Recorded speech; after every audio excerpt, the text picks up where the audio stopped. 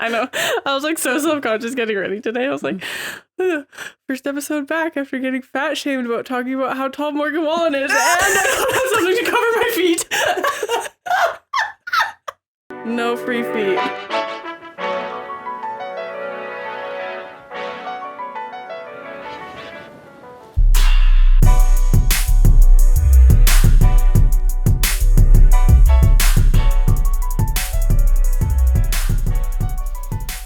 Hello! Hi, guys. Welcome back to another episode of Sometimes Best Laughs. I'm Mak. I'm Jubes. And today is our final book club of the year. Yeah, crazy. Uh-huh. Crazy. I feel like it was April yesterday. Yeah. And what a good book we chose for April. I know. It's still my favorite, I think. Oh, yeah. Yeah. Totally. Yeah. For those of you who didn't watch April's episode, it was The Inflamed Mind. Linking inflammation to depression and anxiety and all that fun stuff. That was fun. But this time, we're back on the brain. This one's, it almost like continues on or like offers it from like a different perspective. Yeah. Of how your inflammation like directly influences your brain and your DNA and XYZ. Yeah. So should we just get into it? Or do we do so. updates on this one? We didn't do any updates on the last one. No. I don't know. Do you have any updates you were like itching to say? No, none that can wait till next week. Okay. So we read The Telomere Effect by Elizabeth Blackburn and Elissa Epel. Epel. And I think Elizabeth Blackburn is a Nobel Prize winner for her work on telomeres, which is so cool. Yeah. Yeah, that's actually like, so I was really excited knowing that she's like a really like well-known biologist. I was super excited to read a book by her. Because I don't know, that's just something I was excited about. But yeah. So do you have any thoughts? I also have thoughts, but I just haven't pulled them up yet. I liked the book overall. I really did. I think it was good for teaching those who don't know anything about it, right? Which I think is what it's meant to be. It's like act as a guide. Yeah. It's very interactive. She has like wrap-ups and she has quizzes and she has all this kind of stuff within the book that I really like. And I do like the perspective overall. I find it to be fairly holistic for being a science-based book. Yeah. And there's like 20 pages of like references in the back. Yes, really a lot of references. She references like a ton of studies in there, which is cool. It's very, very easy to read, especially if you're not someone who, like you said, has studied the brain and biology and stuff. So that way it's nice. If you have studied the brain and biology and telomeres, it's very boring and not at all what you expect it's going to be. Because I was expecting it more to be like more science-y. More like a textbook. Yeah. And less of a self-help book. Okay. Because it is very much a self-help book. Yeah. And I don't know. I think she did good overall, though. Like, yeah, if you're expecting one thing and getting this, and it's going to be different. But I do think she does have a lot of science within it, but broken down to be like for the average person. Yeah, very much so. Right? Yeah. And so like early on in the book, she starts with something like saying like aging doesn't have to be so traumatic, which I fully agree, especially after working with the retirement home. Like, I think I was a lot more of like the live fast, die young mentality until I started working in this retirement home. And then I was like, no, these people are like 80 to 100 living like they're teenagers. Right. Like, I was like, this is fantastic. Like, so that's when my goal to live to 100 really started. Yeah. And it was also kind of, I was working there before my health issues. But then after my health issues, and that's when I fully kind of dived into that workplace. Yeah. That's when I was like, yeah, no, like I did the whole live fast. I almost died young. And now I'm like, now we're aiming for 100. Yeah. Now I want to live to 100. You really went from 0 to 100. I know. Nice. I know. I was like, I lived very fast. I almost died young. And I was like, this is not the move. Yeah. Wait a second. Wait a record scratch. Yeah. And so telomeres are part of aging. And so that's the whole premise of it. And so we got this book from my grandma who she has like undiagnosed dementia right now. I don't know if you need a diagnosis for that, but it's pretty obvious that's what's happening. And so she bought this. She saw it in the paper. It was really cool because she had newspaper clippings in there as bookmarks. And it was the first time someone had like, I think the book had just come out. She saw it in their newspaper. She like circled it. She like, it comes out on this day, like buy it from Chapters. And then she like bought it from Chapters and wrote in it like, this is where I got it from. Like saw it in the newspaper. And so it was kind of cool to see that.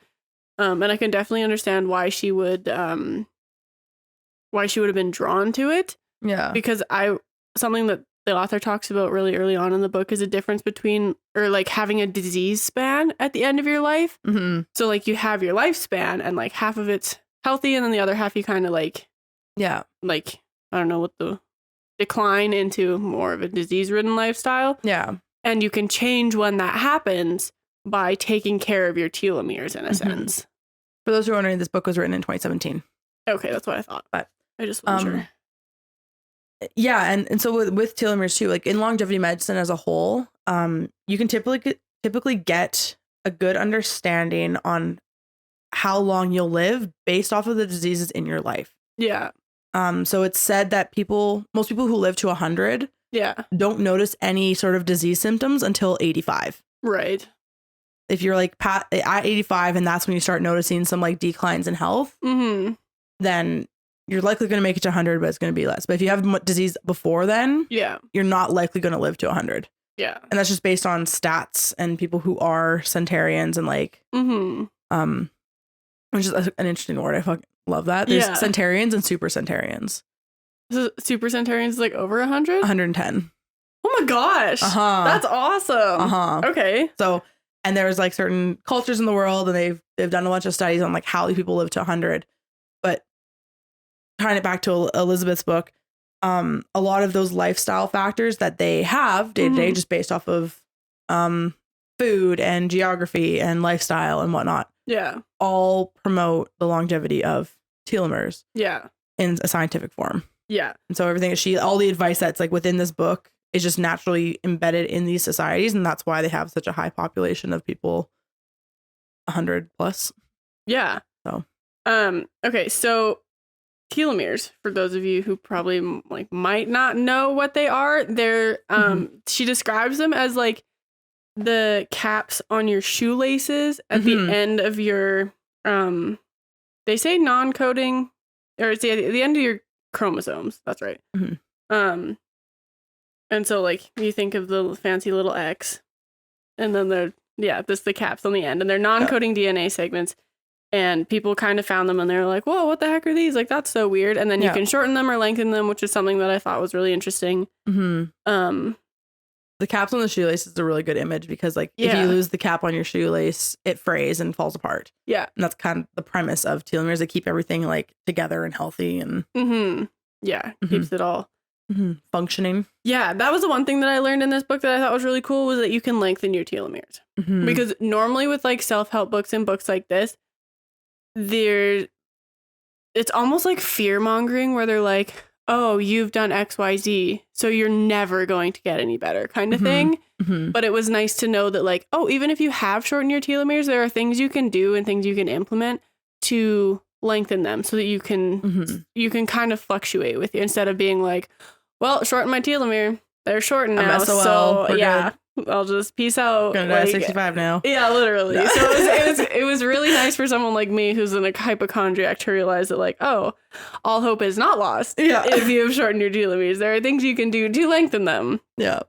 But with that being said, I also expected that the things that we could do were like exercises. I don't know how I got it into my mind that like there would be certain exercises within the book that we could do, kind of like the vagus nerve.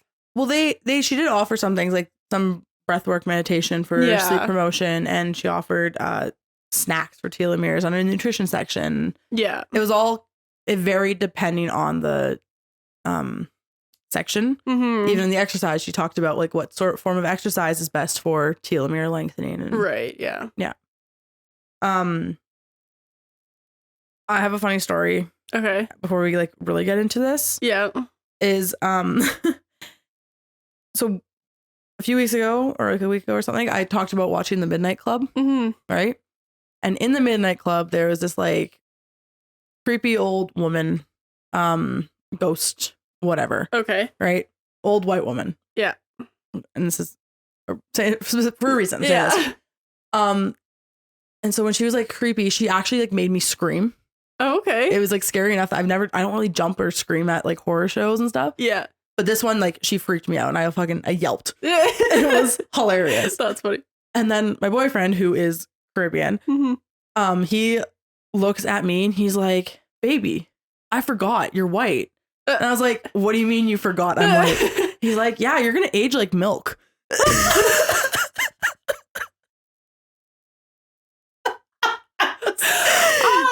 Thanks, Mom. It was referring to the lady how she looked like old and creepy and scary and all that. And the white woman, he's like, yeah, you're gonna age like milk. And I was like, excuse you.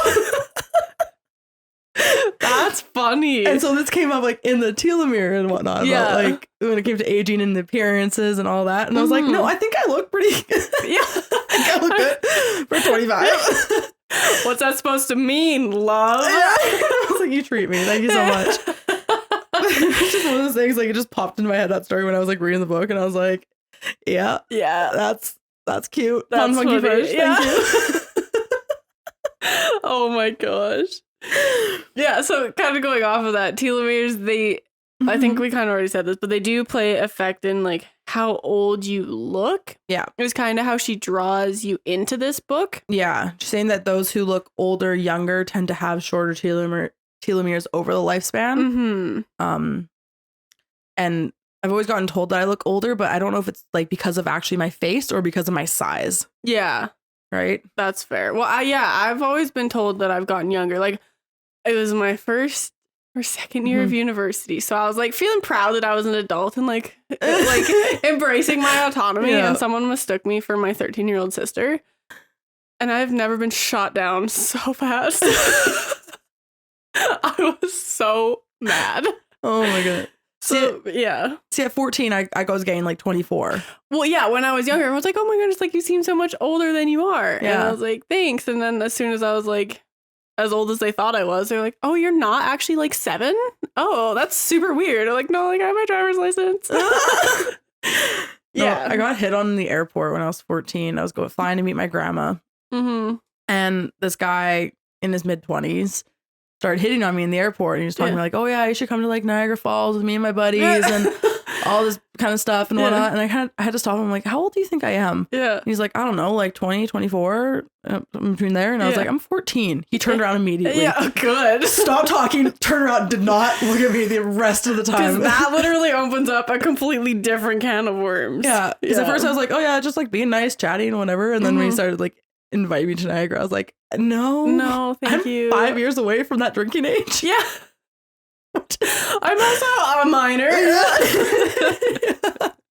So like, thank you. No. Yeah, I know what I'll pass, but thank you so much. But again, with that being said, I don't know if it was like because of my face looking older or if it's because I look like I know what I'm doing. I'm in the airport alone. Like, yeah. It's just responsible. Yeah, I feel like when we grow up and people can't really tell, a lot of it is like the energy that you like exude and just the way you carry yourself. Yeah. Because Bryce gets that a lot at work where people come up to him and they're like, oh, like you're 30, 35, right? And he's like, no. Yeah. No, I'm 24. Yeah. Thank you. And they're like, oh. Yeah. Like even people who've like worked with him have been like, yeah, like you're like 30s, hey? And he's like, not even close. Yeah. And he's like, I'm actually younger than you. And they're like, awesome. Yeah. Yeah. And that guy over there, yeah, he's 18, so. Yeah. Oh my gosh. But in the book, she also talks about this psychologist about Becca Levy, basically on like perceptions of aging. And the whole premise of this study was that those who perceived aging as more beneficial or more positive, aged better than those who had negative perceptions on aging. And this is because it's like a self-fulfilling prophecy. Yeah. Like your brain has so much power in how you age and how you feel and how you see the world day to day. It's very much like a mind over matter almost. Fully. Yeah. Like their matter matters. Yeah. But whether it's gray or white. Get it? That's a brain joke. But your life experiences and the way we respond to life's events can actually change the length of your telomeres. And so having a positive outlook on aging in every day of your life and every phase of your life is going to help you in the long run. Yeah. And like when I read that, I thought back to when I was working in a bakery in high school, and the lady I was working with had her 50th birthday the same year that my dad had his 50th birthday. Mm-hmm. But I would have guessed that the lady who I was working with was closer to 60. Mm-hmm. And I wouldn't have guessed that my dad was anywhere close to 50. So it was weird to have those two people the same age in very different walks of life. Yeah. Like it was shocking. So that's the clearest example that I have for myself of the difference in almost like mind over matter and telomere length in two different people. Yeah. Well, and in the book, she talked about the whole, if you were to go to your high school reunion 5 years out of high school or whatever, so everyone's in their mid-20s, everyone's going to look like they're in their mid-20s. Yeah. If you go a decade after, by the time mid-30s hits, you're going to see some people who are already graying, some people who are looking better than others, some people who, like that 10-year difference is really when you see the shifts in how you're going to age, because people are now developed in careers, or they're married, or they have kids. Some have more stress, some have less stress. Like a lot of major life events through your phone. A lot of major life events have like gone on in between the span, right? And so then you're developing coping mechanisms, whether they're healthy or not. But it all kind of affects. And something that I thought that was really interesting is that if you as a parent have shortened telomeres, you pass those on to your children, because you pass them on through your chromosomes. And so if anyone's familiar with cell reproduction, like your chromosomes split and then they mix when you have kids. So I thought that was very interesting, how you can kind of like start your kid off on the exact wrong foot if you have like a super stressful life leading up to pregnancy and you don't do things to kind of, if you don't realize that that's something that you can even do, because I had no idea. It makes sense, but I'd never really thought about that. Yeah. Yeah. Well, it's also like passing down genetic diseases and different things like that too. Same premise, right? It's just because you have the gene doesn't necessarily mean it's going to show up in your life, but once it shows up, it's much easier to pass down. Yeah. And all that. And I think there was something in the book.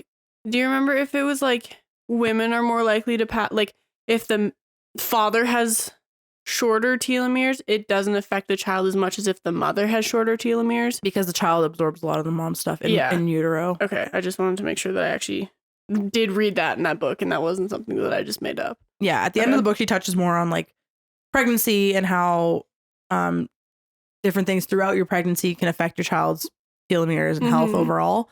And then it also talks about how your childhood affects your telomeres. Yeah. Because this piggybacks off of, what was our other book that we read? We've read 14.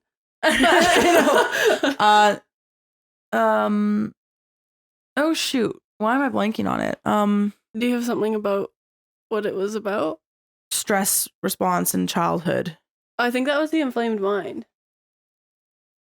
Or were we just talking about something like, I don't know, either way. So basically where I'm going off is that your experiences in childhood can carry on like with you like into your adult life and makes you a shorter fuse to stressful situations. Okay. I think that was the inflamed mind, because they did a study of if you experience stressful things in your childhood, you're more predisposed to inflammation in your adulthood. Yeah. Yeah. We were talking about something recently. Okay. Blanking on whatever episode it was, but I think I did reference that. Okay. Yeah. But same kind of premise with the telomeres is that your stress as a child shortens your telomeres. If you don't know how to lengthen them, then it's going to be a little bit of a spiral. Just keep going. Yeah. Definitely. And it's not like you only have 10 telomeres, just so that you're aware. Like you have like multiple thousands of them. Yeah. So, and it's not like, you only have 10. And if you like smoke one cigarette, boom, you're done. Like, yeah, exactly. It's over time a little bit. So the first kind of quiz that she has in the book is your stress response style. Did you do that one? Kind of in my brain. I didn't write anything down just because I knew it was poor. Just from who I am. I was like, I don't need to take this test to know that I don't respond to stress in a productive way. Yeah. Did you take it? Yeah, I did. I got number 7, which is I fell in the range of like my stress style tends to be healthy. Oh, okay. Yeah. And this quiz basically, you go through it and it's like, Do you find stressful situations as like the end of the world or as a challenge? And do you freak out at the small things, or how quickly are you able to bounce back after a stressful situation? Yeah. All sorts of, it's just your perceptions on stress, which has been shown that your perception on stress, and she has links to some studies after this chapter, but your perception about stress is more influential than the stress itself. Okay. And so that's why like two people can experience a situation the same, or the same situation, sorry, and have two completely different experiences. Right. Based off of your stress response. Right? Yeah. So you and I, we could go to the store and have like a stressful situation happen, and because of who we are, you're going to hold on to that much longer than I will. Yeah. Yeah. And so much of that goes back to like, I don't know, like how you were raised and what you were modeled. And like, there's so much going into that other than telomere length, but it does affect your telomere length. Yeah. And there's also, she also touches in this book about the type A personality and cardiovascular health and all that kind of stress. So there are certain personality factors that also contribute to how you react to situations. Yeah. So. Yeah. So catch me in 50 years with cardiovascular disease. I don't want that to happen. I'm just realistic about how that's going to work. It's not a be all end all. Again, it's nothing's like. Well, and I'm trying to do what I can to mitigate that while I can. Right. Exactly. And so the whole personality affecting your stress response and whatnot goes into the fact that being under chronic stress does not inevitably lead to telomere damage. Right. Because of your perceptions are able to mitigate that response. Right. I just have a couple quotes that I liked. One was, the brain is wired to predict things ahead of time, not just react after things have happened. Which I thought that was kind of interesting. I don't even remember the context, but it was something of like recognizing patterns in things. And I was like, interesting. So I like that. And then there was one about emotions, which I thought was really interesting because she went into like how your emotions affect your telomeres and vice versa. And so it says, our emotions are not pure reactions to the world. They are our own fabricated constructions of the world. Knowing how emotions are created is powerful. Once you know this, you have more choice over what you experience. So that's kind of going back to like experiencing stressful situations and knowing that like you should only experience this emotion for 90 seconds, but or less than 6 seconds or whatever. I think she said no more than 90 seconds or something. Yeah. But if you're in a fight or flight stress response, you're going to drag that out and continue carrying it, and it's going to be very damaging. Well, and that's where like mineral depletion happens and chronic systemic low-grade inflammation and all that. Like all that comes from chronic stress with no recovery. Yeah. Yeah. So it's just cool to think of emotions as they're not that your emotions aren't valid, but sometimes they're not the truth. Like they're your reaction to what you're perceiving. It all goes back to perception again. Definitely. Touching on inflammation there was also studies of how chronic inflammation does shorten telomeres as well. Right. Which makes sense.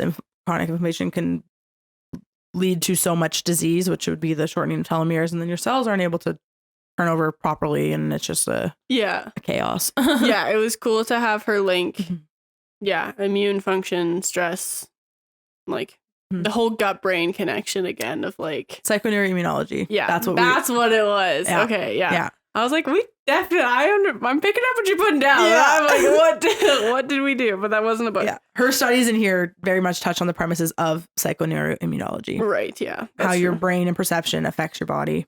Yeah. In a different form than what Inflamed Mind talked about, and kind of what we touched on in that episode as well. Yeah. This one's more like telomere specific. Yeah.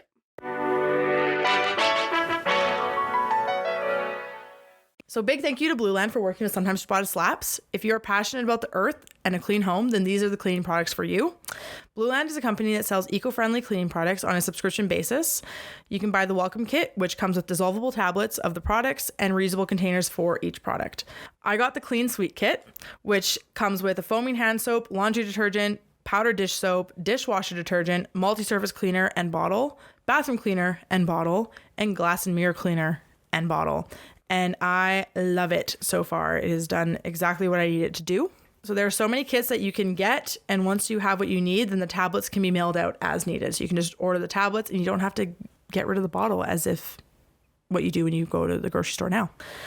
So we love that they don't send out useless plastic bottles with each product, and you can just pop a tablet into the bottle and reuse it.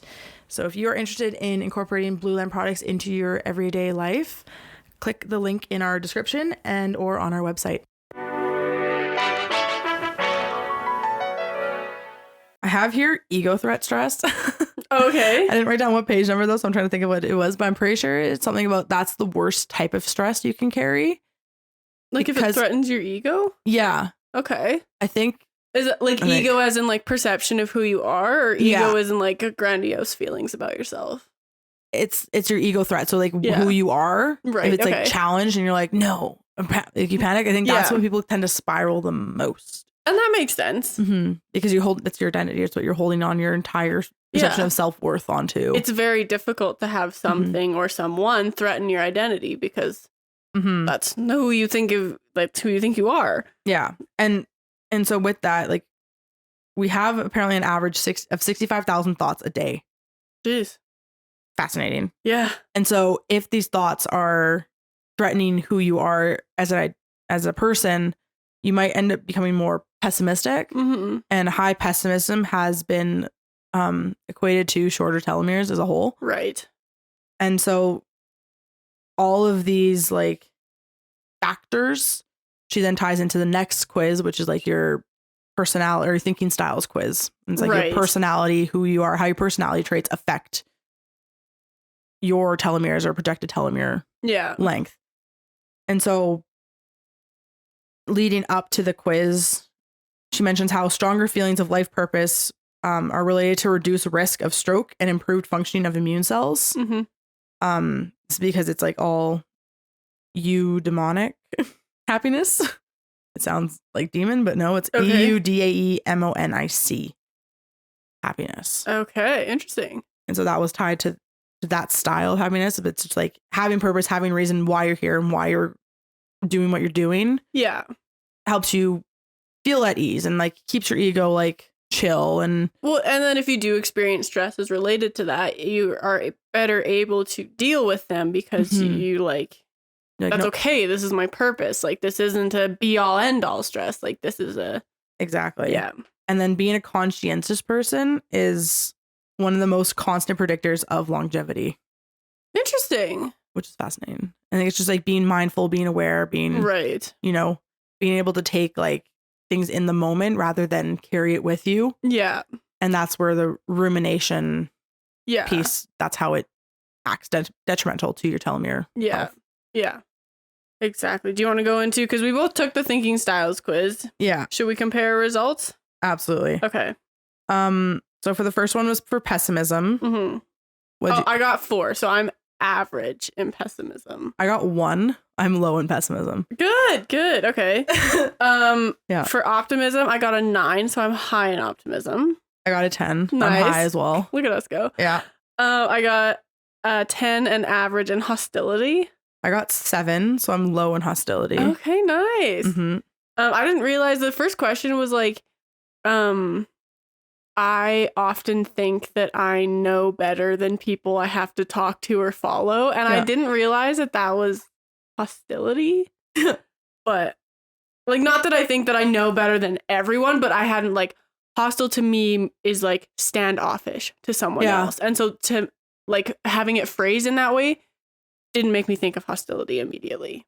Yeah. But when you think of it in that moment, be like, if your boss is telling you to do something one way and you're like, well, no, I know better. Yeah. You're immediately like standoffish. So that's the hostile part of it. Yeah. It's not just like, oh, you're stupid and I know better anyway, so it doesn't matter. Yeah, but that's how the question read. Yeah. So that was like, and that's how I envisioned it. So I was like, didn't think about that. But, no. Okay, what'd you get in rumination? 12, so I'm low. Okay, and I got double that with a 24, and so I'm average in rumination, which that feels like a really high number just to be average. Yeah, well, the rumination, there was a lot of questions for it, though. Yeah. Like, it had, like, a substantial amount of questions compared to the other ones. The other ones were, like, 4 comments, and that one was, like, there's 8 or 9, so. Yeah. Makes sense. And then I got 32 for conscientiousness, so I'm average. I fall in the average range. Okay, I got 21, so I'm low in conscientiousness. But I still don't fully know what that word means, so I'm not taking that to heart. It's just being like, yeah, mindful, aware in the moment. Yeah. Mostly. And I like, yeah. I got 18 average in purpose.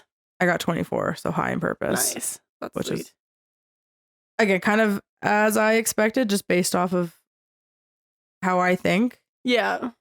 Like, I definitely, don't get me wrong, I go through stress. Yeah. I think everyone goes through stress, but I don't carry my stress with me, like, long term. Well, and something that I did with this quiz is I'd never clicked strongly agree with anything. Yeah. Because I was like, I was reading it as like when I do quizzes where it's like strongly disagree, neutral, agree, strongly agree, I usually I do it agree or disagree. Unless it's something that I'm like, oh my gosh, yes. Yeah. But these questions were so open-ended that I was like, I'm just going to click agree or disagree. Like I don't have enough strong feelings about it. Yeah. The only one I had, I think, the strongest feelings about was like the life purpose. Okay. Yeah. Because I'm feeling pretty direct, even though when you go back to the stress style, you had to like kind of think of a recent stressful event and how you dealt with it, and that was the best way for you to describe your stress style. Yeah. And my most recent stressful event was the job hunt. Yeah. Right. And so that was a stressful month and a half of my life. Yeah. Because it's like you need money to move and live and do everything. It's now that that's been solved, I'm no longer like thinking about that or carrying it. Right. I'm like, no, everything's good again. Like I'm working, I'm going to get income. Life is going to be good. I'm going to be able to build up my savings again. It's fine. Yeah. Right. But definitely in the moment, it was like the world's ending. Oh my God. Yeah. And so I think that's something else is like that can really affect these quizzes is your state of mind when you're taking them. Especially like when we read the 7 Habits of Highly Effective People, and you thought that I didn't like it, but then going back and later talking about it, I do really value the things that he said in there. Yeah. But it's the mindset of where I was and what was going on in my life at the time. Well, because we had just taken the quiz right before and you didn't like your quiz results. Oh, I thought we took it during. I thought we took it before. Oh. There was a longer quiz that we would have had to talk about after. I don't remember. Yeah.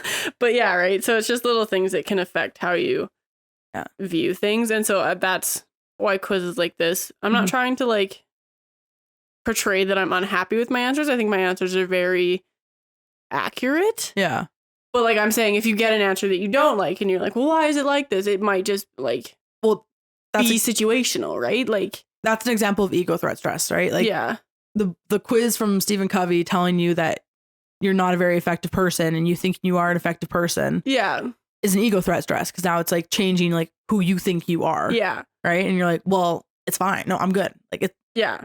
I don't screw you. And there was one. What one was it? There was a question that was like, "How effective are you? How dare you?" This is a trigger. Yeah. How dare you talk to me like that? No, but it's just going through and like, yeah, recognize it's not a personal attack. That these are meant to like kind of help you move forward. Yeah, and like. I forget where I was going with that. But I don't know. Efficiency and effectiveness for everyone is different. And it's hard to like look at one person and be like, you're the most effective person ever. Yeah. When people's brains are different. Like a neurotypical and a neurodivergent person are going to be effective in very different ways. Yeah. So definitely. Whatever. That's just me validating my existence. That sounds really sad. Don't I mean it. I'm actually in a good mood today. But there is an example of that, right? Because you are neurodivergent. Yeah. And I am neurotypical. Yeah. And we have different experiences. Yeah. You just do things differently. Yeah. And that's the beauty of everyone being created differently. Yep. So after personality, kind of goes into depression and anxiety, which is really accurate to the conversation topic. But it mentions that people with depression have shorter telomeres in the hippocampus region, which isn't good because it helps hippocampus is like memory coding and it's all part of that recall. And so this is why you kind of get that numb feeling. And you don't really remember your day to day. And I feel like it also makes sense for people who experience stressful situations in their childhood. And then when they're trying to remember, they have just like a blank slate around then. Because it's a protective factor. Your brain's like trying to remove it and black it out so that it's not as heavy.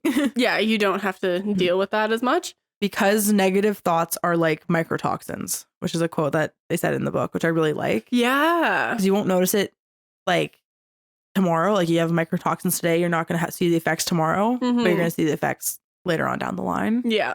Which I thought was a really fascinating analogy. It's a good way to put that in a way where you're not necessarily coming off as toxic positivity. Yeah. It's like, it's okay to feel things and think things and be a little bit pessimistic sometimes. But also, if that's all you think, it is going to be toxic to yourself. Definitely. I think I had a quote going along with that, actually. Nope. The next note I have is the being mode versus doing mode and what it is. Okay. I didn't have any comments about that one. I just gotta find it. Oh yeah, this was just more of like, of course this would stand out to me because I'm lower in conscientiousness. And so it's being in the moment versus just like doing in the moment, I guess is the best way to put that. So it's just like, if you're in doing mode, which is automatic, you're not noticing what you're doing. You're living in your past or future time period instead of the present. You're absorbed in stressful ideas. And you believe thoughts are true. You cannot observe your mind's workings and your mood is controlled by thoughts. Whereas if you're in a being mode, you're paying attention to the moment. You're living in the now. You're absorbed in current experiences. And you have freedom from believing the thoughts. So this might be my neurodivergence. I don't understand the being mode because I understand when I'm ever not in the moment, I'm like disassociating and like daydreaming. Yeah. In the past or future, but I'm not doing that all the time because when they say absorbed in current experience, you're able to fully taste, smell, touch, and feel. And so I can smell and taste and feel what's going on right now. So I don't know. My brain just doesn't understand the full because you can never like not fully not be in the future or present. But it's the difference of like being like on autopilot and like when you forget to drive, like did I even drive? That's kind of what that's what it's talking about. Okay, is like you're wrapped up in somewhere else other than your car right now. Yeah. And I am not huge on meditation. I don't think it's bad. I haven't fully dived into it, but the whole meditation is being like present. So just sitting with yourself, sitting with the silence and breathing. Yeah. That's what a lot of like conscientiousness comes from. Right. Or even like when you're stressed out at work or something, right? I say go outside, take deep breaths. That's because you're bringing yourself back to the moment rather than what's been going on. Right. And so when I'm driving, for example, I feel like I always live in the moment. Like it's very rare where I'm thinking about like what's next, where am I going, blah blah blah. Right. Like oftentimes I'm just like listening to my music and like looking at the road, or if I'm like, oh, the sunset's really pretty right now, and I just live in that moment because I'm like, I can't change anything right now. I can't change what happened before I got in my car, and I can't like when I have already pre-thought about what I'm going to do when I get there. So right now I'm just like, okay, just don't die, don't get in a crash. Yeah, I guess so, but in my sense, like, I don't know, I'm just very literal in that sense. And so I'm having a hard time, like, not taking it quite so literally, but yeah.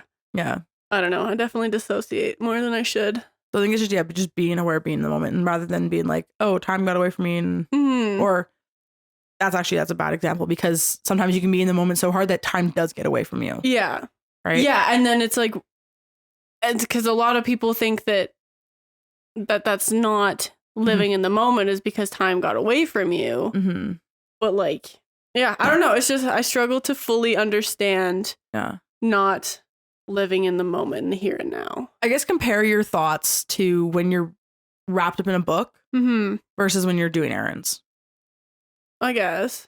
Like usually for my... That's a good example. Because when you're doing errands, like if you're grocery shopping, you're like, okay, I need this for this meal. And you're like, but you're also still in the moment because you're like, the grocery store is loud. You're pushing a cart. You need to find what you need. So you're like thinking, like you're doing both, you know, like you can't be in a grocery store and like productively grocery shop without thinking ahead or thinking back to meals that you like, you know? Yeah. So you're still in that moment, but you're not technically...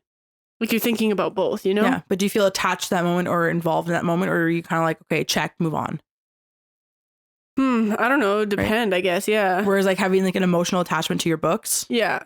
I think that's like the best meditative act for you. Oh, and I disagree. Really? Yeah. Because I'm not living in the moment. I'm living in their moment. Yeah. I'm no longer me. I'm them. Interesting. And I'm taking on all of their emotions. But you're focused in the present of what you're reading. I guess. Again, you're not thinking about what happened to you yesterday or what you got to do tomorrow. Yeah. You're reading. That's all your brain's doing. That's all you're doing in that moment. And so you're just like, you're focused on in the now rather than the past, present, or past or future. I guess. That's trippy. Because so much happens in the books. And that's why I cried for the last 200 pages of the last book I read. I've never actually sobbed reading a book. And I cried for like 4 hours. Jesus Christ. Yeah, I was glad I was home alone.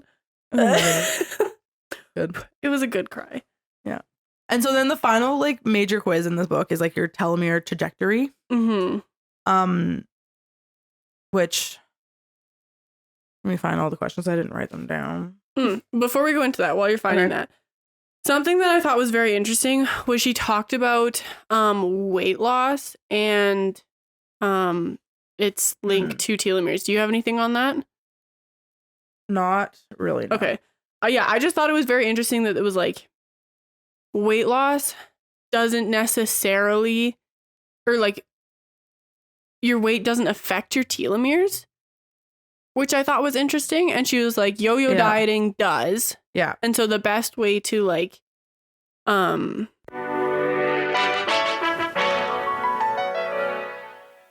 big thank you to Chamberlain Coffee for working with Sometimes Ciabatta Slaps. As you guys know, Journey and I met working in a coffee shop. So coffee is our love language. And Chamberlain Coffee is a coffee company that was started by Emma Chamberlain. And we are so proud to partner with her. If you love coffee as much as we do, then we know you'll love this. There's no shortage of coffee paraphernalia you can purchase from her website, as well as matcha. She has coffee bundles and instant coffee mixes and just makes coffee as accessible for everyone. Exactly. So get up to 15% off plus free shipping and a free gift when you subscribe for auto delivery at chamberlaincoffee.com. You can also get another 10% off when you sign up for text at chamberlaincoffee.com. And bonus, if you have a Keurig, then you'll love that there are new coffee pods available. And we have the link for that over on our website. So if you're interested in Chamberlain Coffee, you can head on over to sometimesciabattaslaps.com and you can find the updated links underneath our affiliates section. Like the only thing that really affects your telomeres is what you're eating and how physically active you are, not how much you weigh. Yeah. Which... yes, they're linked, but also not in the sense that she was talking about. And that ties into the twin studies. Okay. That I mentioned in Psychoneuro. Right. Because again, the one who was like slightly overweight, but like lived a really calm, chill lifestyle with moderate movement was physically younger, which the measure the aging, they do use telomeres. Right. Yeah. And they mentioned that in this book too. Yeah. Yeah. Yeah. So I just thought it was very interesting that how, your weight doesn't actually affect that as much as you think it does. Like there's other things other than just how much you weigh that are affecting your telomeres. If your weight is from like inflammation, you have like chronic low grade inflammation, then it's going to affect your telomeres. Yeah. It's often like more of like a byproduct, I guess. Like there's other things that are going on. Yeah. And also in that section, you talked about like where you carry your weight. And so if it's like concentrated around your organs, it's going to have more negative effects than if it's like towards your limbs. Mm-hmm. So that's why people who carry their weight in their hips are healthier, I guess it's a subjective term, than those that carry their weight in their stomach. Right, yeah. Well, and it's usually like a lot of people who carry their weight in their stomach, there's like a hormonal aspect that goes, like there's other things that go on to just where your weight is. Yeah, but she does touch on the fact that BMI is not an accurate representation of weight. Yeah, which was nice. Fantastic. Accurate. And then, sorry, just before we go on to the telomere thing, she talked about coffee being like really good for your telomeres. Interesting. And it literally goes against every single thing she talks about, like that people say coffee is. Yeah. It was just very weird for me to be like, it was the only like positive thing about coffee that I've read. Yeah. And it was, well, I think it's like not coffee as a whole is a culprit, but coffee does have like side effects that have a lot of negative effects for everyone else. Like for you, it was affecting your hormones, right? Yeah. Well, amongst other things, or I don't know what exactly it was affecting, right? Like, yeah. It just, whereas, like, I've never really had an effect of coffee. Like, I haven't noticed a negative effect. The coffee is hit or miss. It really depends on how you react to it. Because it's like the stimulant, but teas are stimulants as well. It's just a different type. Yeah. Yeah. I don't know. It was hurting my spleen. Oh, that's what it was. Yeah. I think. Who knows? It hasn't stopped hurting. So obviously isn't coffee. No, but there's just, I don't think the bean itself is necessarily awful, but adding 20 pounds of sugar into whatever coffee drink you have and cream and all this other stuff that comes with coffee culture, or drinking too much coffee, it varies. Yeah, just caffeine as a whole. Once we do this test, I'll see. I have the page number written down, so I'll try and figure out what it said more so. Perfect.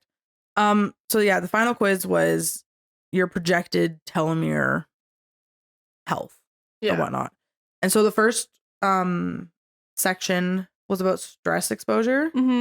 And I got 2 points for that. So I'm low risk. Yeah, same.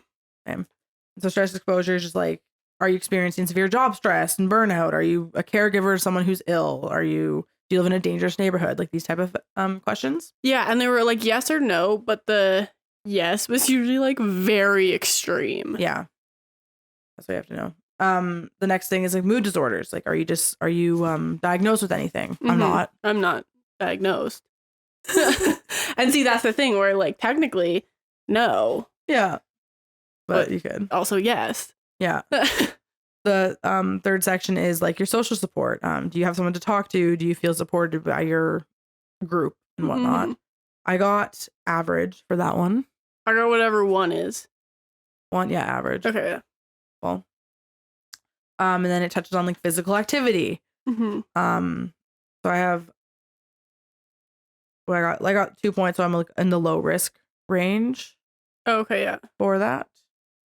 Wait. Can I see that for a second? Yeah. Because it gave you 6 options and you had to pick what option best describes your physical activity. Yeah. So the option I picked was number 2, which gave me 0 points, which means I'm high risk. Because I'm not consistent enough for me to select anything other than maybe I go for a walk once or twice a week. Like, yeah. And then it touches on sleep. So your sleep pattern. So it's like, how do you have quality sleep? Are you in REM? Like, are you doing good? And I got low risk for that, or no? Whoa, 2 points. So I got good. Okay, I got low risk. Yeah, I got 1. So I think I'm either average or yeah. So average, which makes sense. Yeah, and then nutrition habits. And for my nutrition habits, I got average. I got whatever 0 is. High risk. Oh, right. Yeah. Yeah. And so it talks on things like, are you taking omegas? How are your fruit and vegetable intake? How much sugar are you consuming? Processed meats, all things that we've talked about on the podcast before. Just like quality, whole foods. Yeah. Nothing too processed.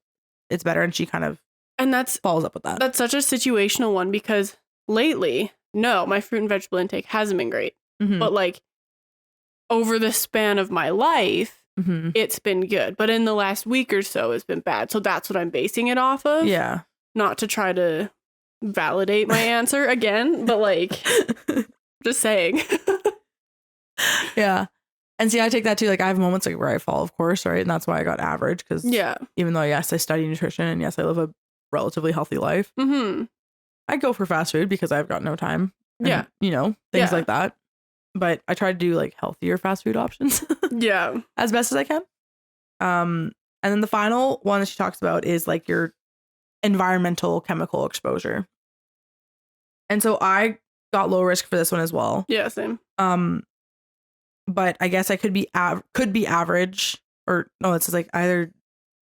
This one was weird because either you're 0 points or you're 2 points, and so it's either you're low or you're high. Oh, okay. And so if you consider the city we live in as like a very heavy traffic related pollution city, then I would be high risk. Same. But I wouldn't say it's very. Yeah. Like it's not. We're not in New York.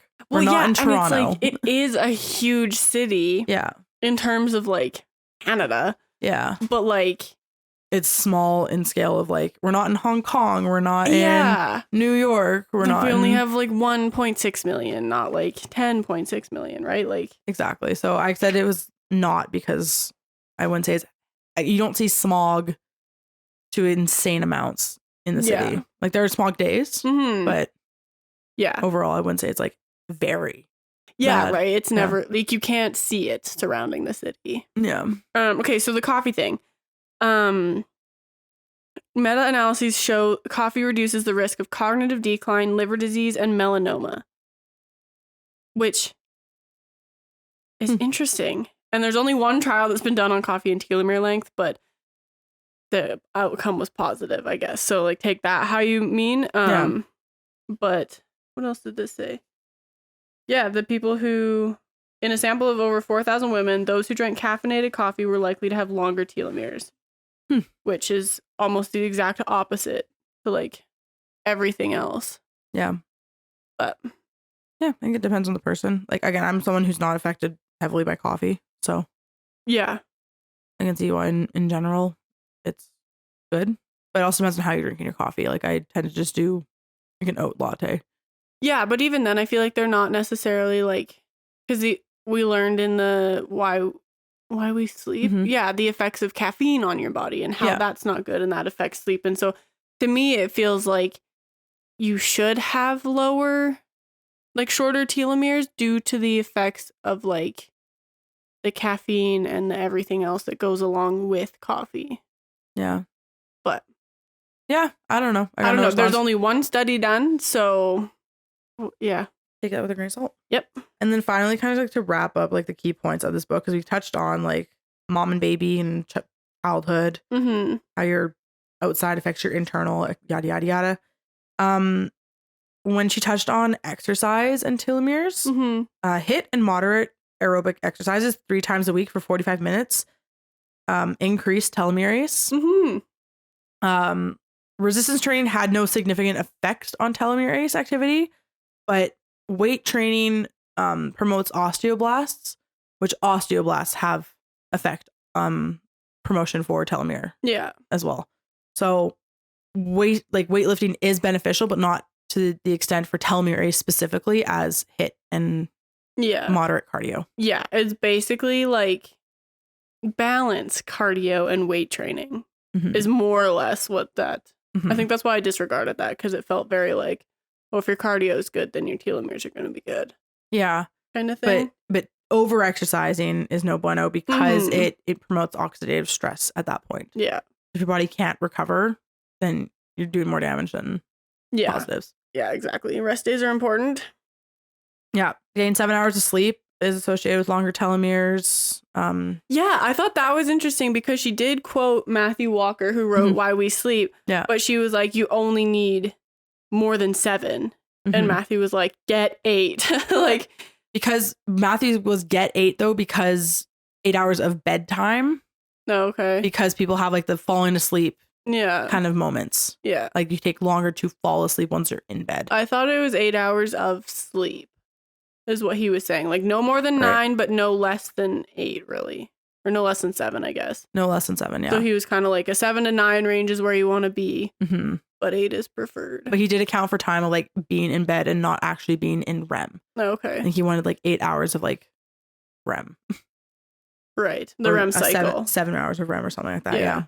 But yeah, no, it had to do with like quality deep sleep. Mm-hmm. And so that's what she could be referencing is like the deep sleep portion of what Matthew was saying.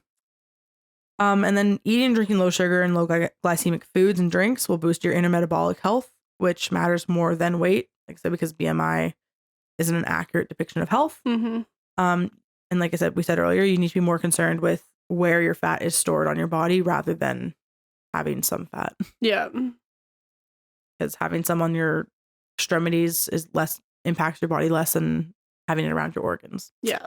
And then on page 240, she does offer telomere friendly snacks, which I thought was fun. Mm-hmm. Very whole food, omega, just general healthy foods. Yeah. That we've talked about 100 times before. In numerous other episodes. Yeah. Yeah. Yeah. But overall, no, I thought the book was well written. I thought it was really good for someone to use as a guide if you're like, oh, hey, like my brain health isn't the best and I feel like I look like shit. Maybe I should focus on that. Yeah, exactly. That's not the only example of why you should read the book. Just read the book for preventive measures. But yeah. No, it was one of the few self-help books where it was like, there is light at the end of the tunnel. You're not doomed. Because most self-help books are like, yeah, tough luck. So that was nice.